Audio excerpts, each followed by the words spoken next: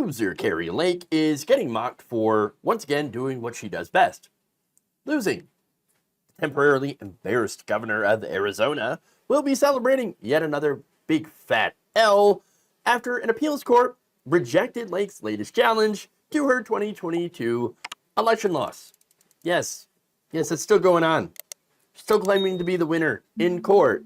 Even if she hasn't been as vocal about it, her election denial since, starting to seek Kyrsten Sinema's Senate seat. So now Judge Sean Brearcliff had released a 23-page opinion explaining why her appeal came up a little short.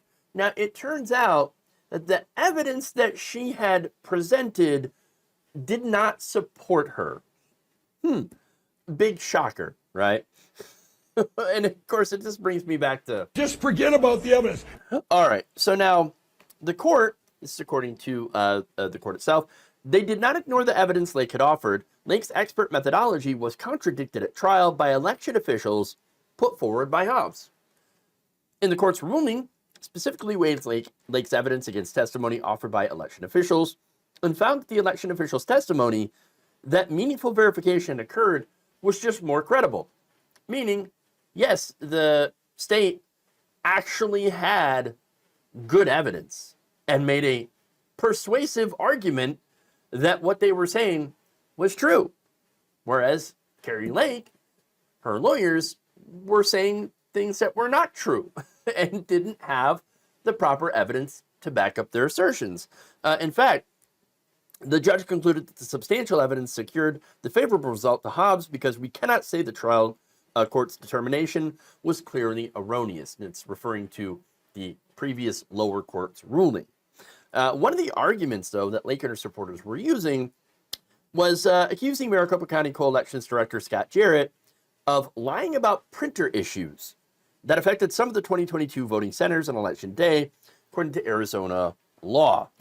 So now, again, this had something to do with a 20-point image on 19-inch paper, or 20-inch image on 19-inch paper, ballot paper. And so Lake and her supporters were like, aha, he did that on purpose to screw us over and cost us votes. Well, there's no evidence of that.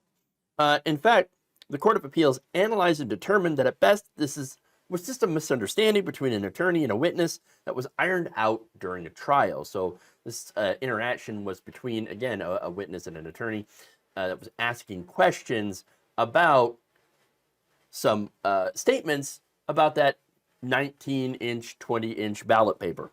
Okay, Lake fails to show how the exchange constitutes any misconduct, let alone misconduct that substantially interfered with the ability to fully litigate her claims. So now, the court also wrote, we will accept without deciding that these allegations of inadvertent misconduct were proved by clear and convincing evidence that Jarrett misrepresented the degree to which 19-inch ballot images were erroneously printed on Election Day, and that Maricopa County did not perform logic and accuracy testing on voting center tabulators on the date certified. Nonetheless, Lake fails to show that the alleged misconduct would have substantially interfered with her ability to present a meritorious claim. Now, the requirement, of course, to demonstrate substantial interference with the ability to present a meritorious claim is essentially a requirement to demonstrate prejudice, whereas Lake's team did not do that. They did not demonstrate any sort of prejudice against her. She claimed that 8,000 ballots were purposely affected and therefore were uncounted, but had no evidence to back up that assertion. In fact, the court called this a, quote, unsupported bare assertion. All right. And noted that the difference between Lake and Hobbs, her victory, over Lake, was about 17,000 ballots. All right.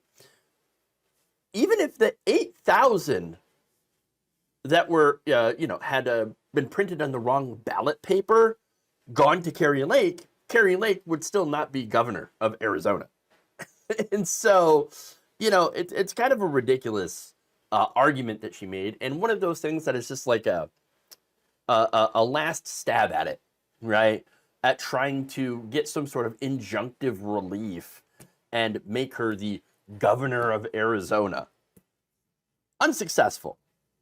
Now, that said, Lake got made fun of by Twitter/X users. One says, waste of taxpayer money. Couldn't agree more. Another posted this. That's good stuff. You know you like it. Another, you can see, salty Macateers with this world of Adderall and Scotch and big chunks of election denial. And another asks, when Kari Lake loses either in her primary or in the general, will she pursue a claim to be the real senator for Arizona? Hey, you know what? She's just asking questions. She's asking questions, right? And I'm talking about the person that posted this. I think we know the answer. I think Kari Lake's going to keep going and milking this so-called election fraud stuff, election denialism, for as long as she can get away with it. And Gates is the Devil asks, how many times has Hobbs won election now? I think I've lost count. I don't know. Look, maybe this is part of her plan, right?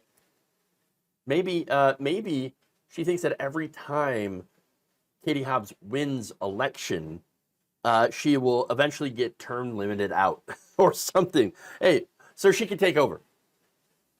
Look, I didn't say her plan had to make sense. It just had to be a plan, okay? None of her other plans to try to prove that she won the election have worked out or were any less absurd than that. So there it is. Kari Lake doing what she does best, losing. Thank you for watching. If you enjoyed this video, please like, share, subscribe, hit the bell icon in order to get notified whenever a new video is released.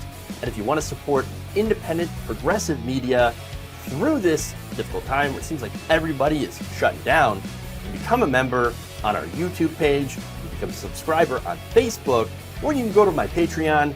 It's patreon.com/Jeff Waldorf. Thank you.